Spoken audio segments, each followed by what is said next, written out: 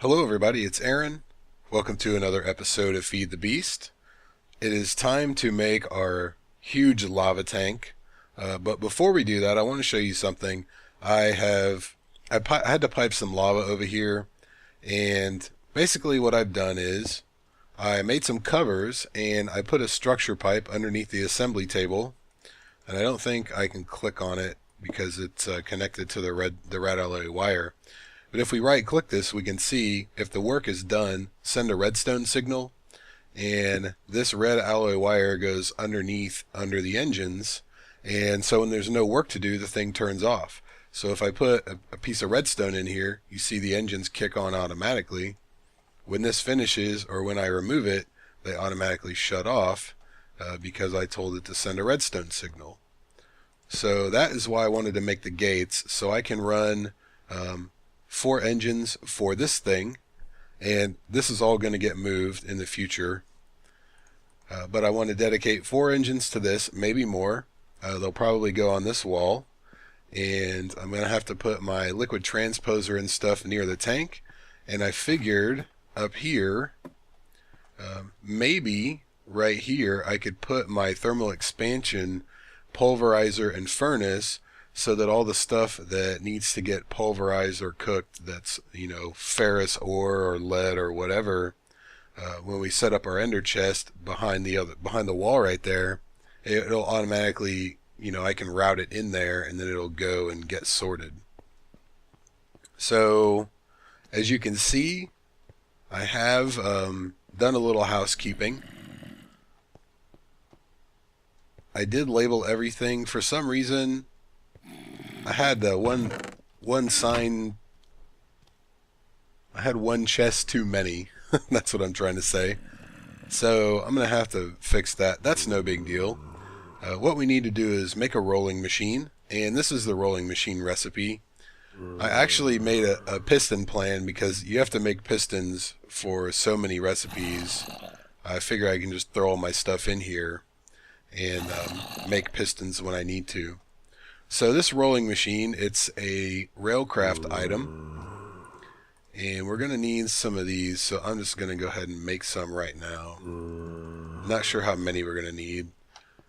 I'm also not sure, why did I do that?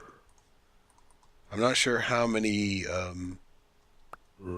pieces of tank wall we're going to need, and let me show you what we need. We have to make a bunch of these, a few of these, and just a couple of these, but you get 4 when you craft it. So that's not that big of a deal, but I figure I'll just do a whole stack of iron in case we need to make another tank or decide to expand the tank that we have. Either way, typically I make the biggest size, but since we're still kind of getting started, I didn't want to waste all of our stuff building the damn tank. So if we put down our energy cell, I don't know how much MJ the rolling machine needs, but you can see it's filled up. We put our recipe in there, and this recipe has changed since 1.4.2. Used to have to put 9, I think, and then you got like 4 or something. But so it looks like we get 3. If you put 1 set in there, you don't get anything. As soon as you finish off the second one, it starts making it. So I'm going to take those out and do this the easy way. It's going to cook up all of those. So I figure we can just put the tank. I've already got a little place to run liquiduct through. So I figure we can just put the tank, we can start it right here. I didn't want to break that, but that's no big deal.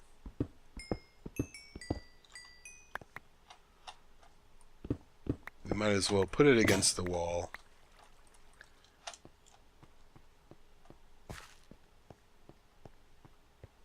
Let's see if all this stuff is done. Not quite, but we can go ahead and get started. And I do have a project table down here. So we take 4 of them, it's a tank wall. If we take 2 of them, it's a low pressure boiler. I know I'm going to need at least, I think 24 is actually the perfect amount. Let's see. And also, I'm going to have to put my liquid transposer connected to something, so I figured I'd put it right here next to the tank.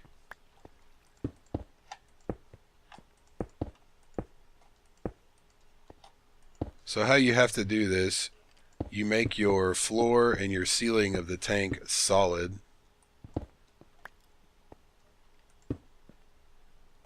And I think you can actually put the valve section right here.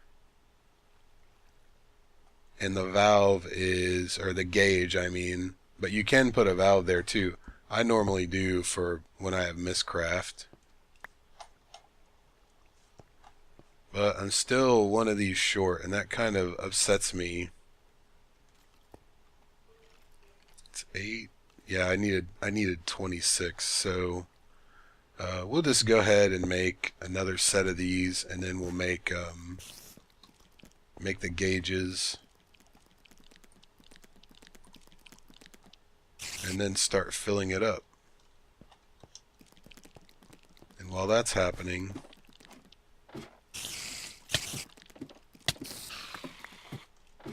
minium stone but no head.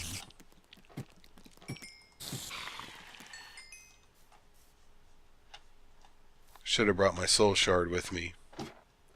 Speaking of which, I may have forgot to mention this. If anybody knows of a good blaze spawner thing, like a mob trap, I need to know. I don't care about XP. I think I need one more tier before I can put the spawner in the real world. You know what? Let's make that one taller just because. I think you can make them up to 8 high.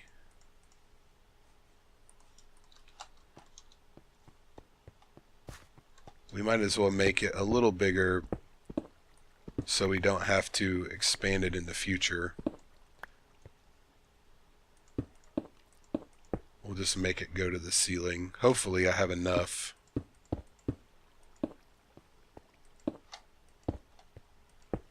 Yep, there we go. And then we just put the gauge right here. And then our valves wherever we want. Gonna need glass panes and what are those things called? The iron bars.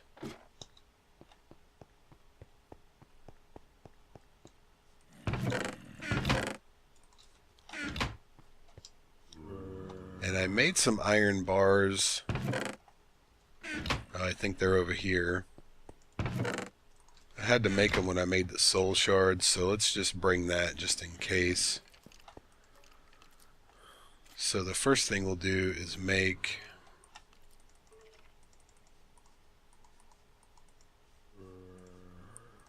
some of those.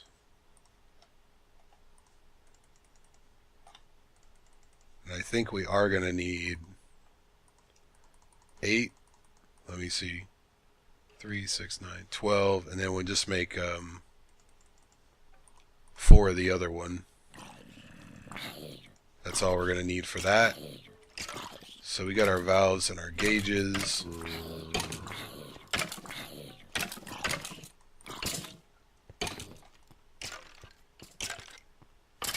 And I'd also like to get started on pneumatic tubes if we have time this episode. Where am I going here? I'm going to have to just knock this wall out.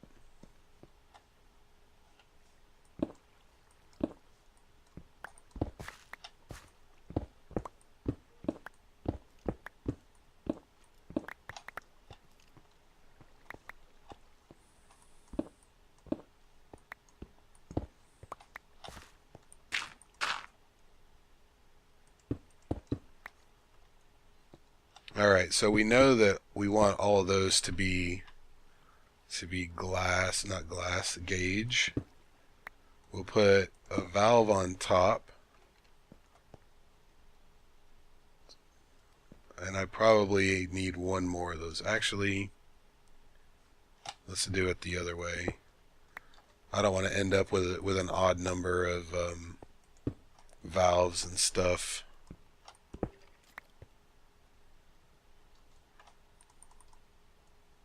Get it together, Aaron. We'll put one here, and then we'll put one up there.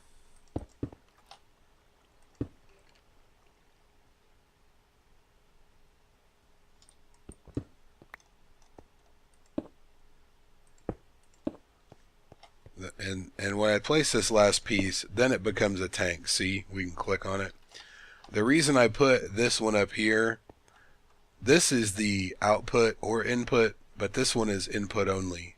So I figure if we put our liquid transposer up high next to the ender chest with incoming lava cells, it can just drain straight into here.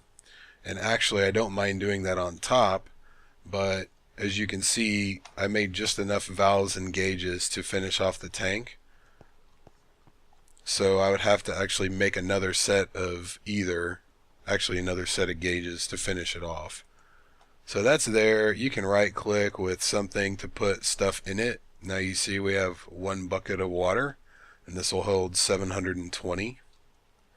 But I don't want water in there. I want lava in there. So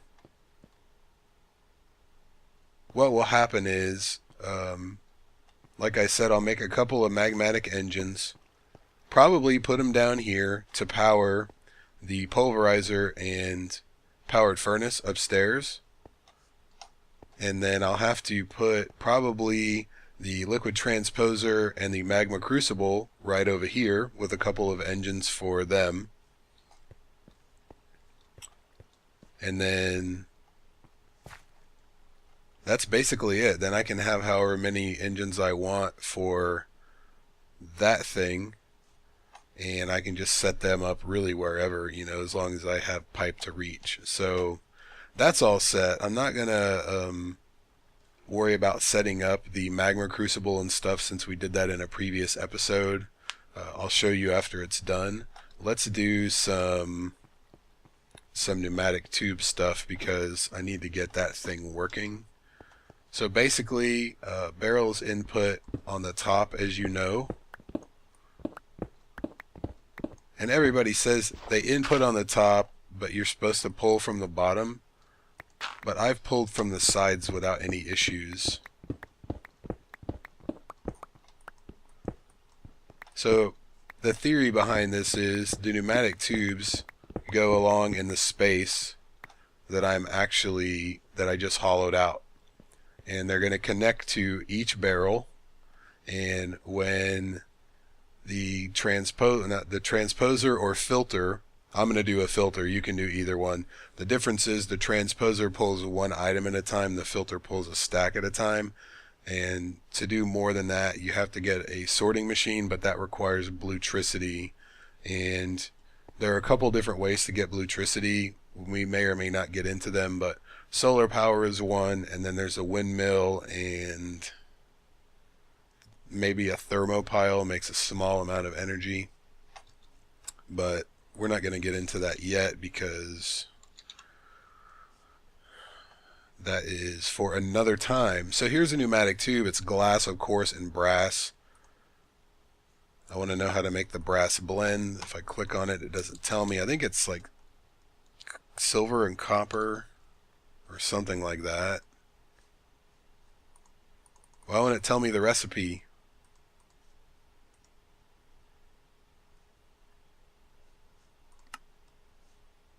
Okay, I know I can. This is very frustrating. Oh, I think I just saw something. Bronze blend, bronze. Oh, so bronze equals brass, I guess. Oh, here we go. Copper and tin. No.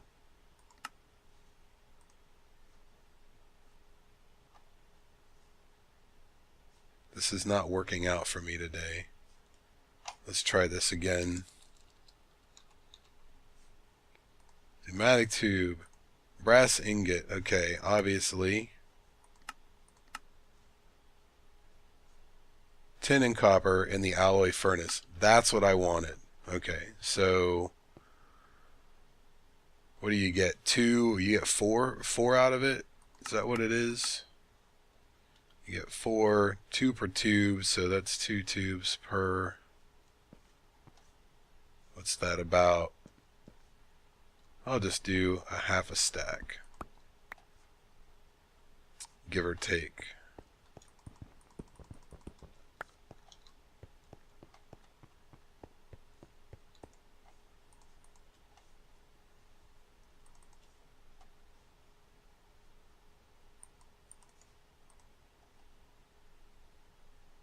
Do I have to arrange it? I bet I have to. Oh, I got iron, that's why.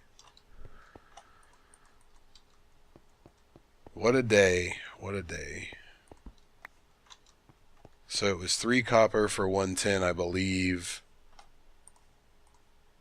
And it doesn't look like you have to arrange them any certain way. Nope, it just takes 3 copper and 1 tin for every operation. So I'm going to take out half of that copper.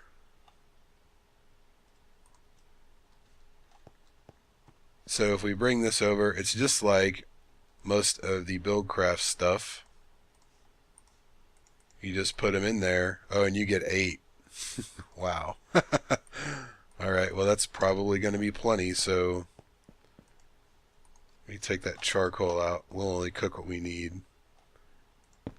So if I'm shift clicking, you notice that each one of these connects to the barrel on the top.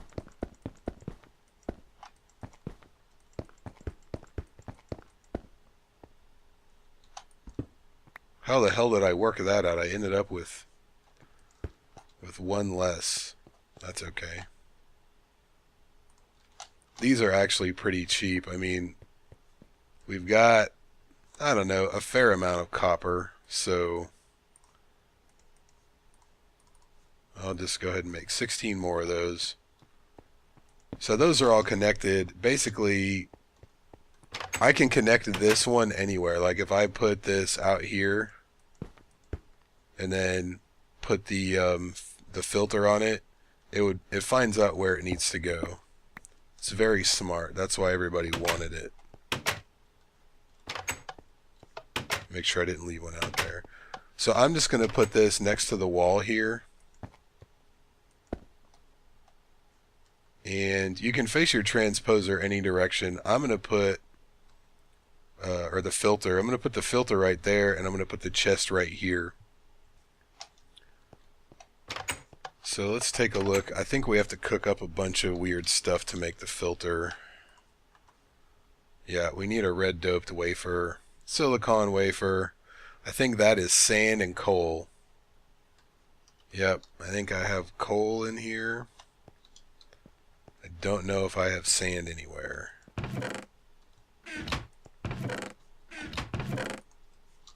Not quite enough.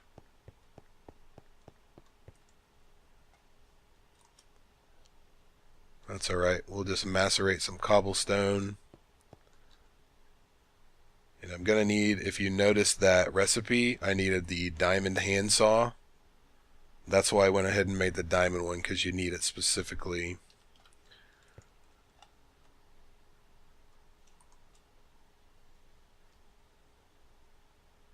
So I'm not going to throw any of this stuff in here yet, because I want to get this done this episode, and then we can just toss that thing down and it should auto sort everything. I want you to see it working, even though you've probably seen it before.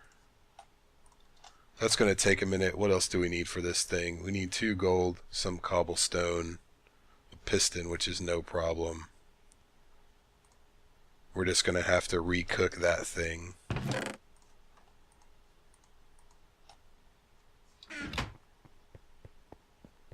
And you might get 8 of those things. Let me check that. The silicon thing. Oh, it's already here. If I hurry up, I might be able to use that same piece of charcoal.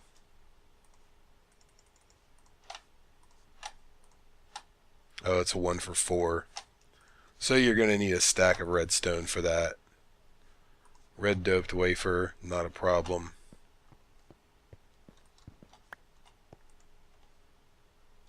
Let me grab the gold as well.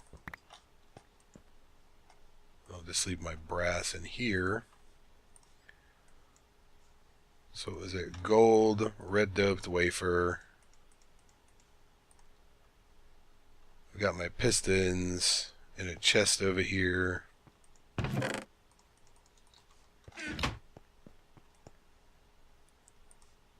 Piston, there's our filter.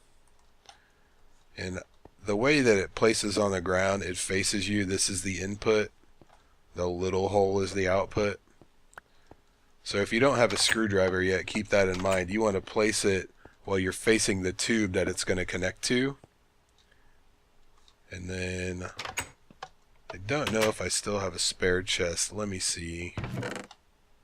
One of these will work just fine for now. It'll be a bigger chest in the future. So if we put this here, we'll put a bunch of junk in it. We'll have to make the timer in another episode. And let's put something in there that doesn't have a barrel. You see, everything came out, and it knows exactly where to go.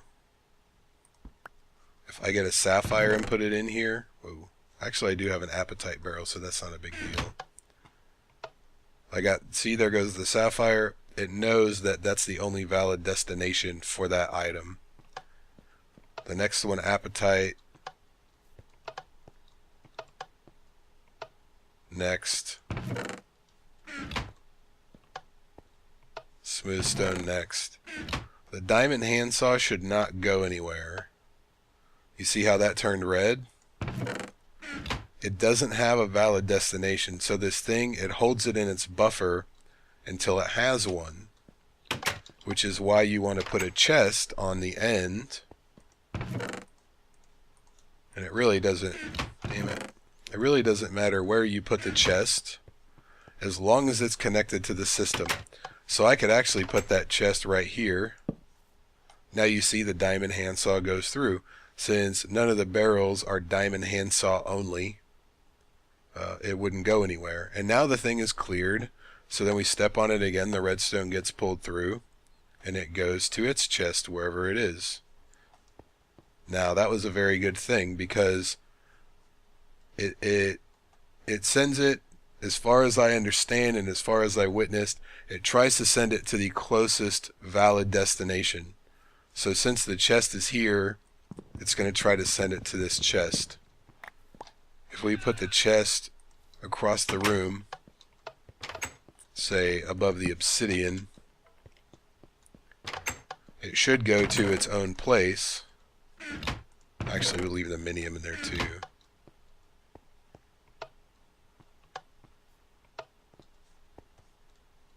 Come on, pressure plate.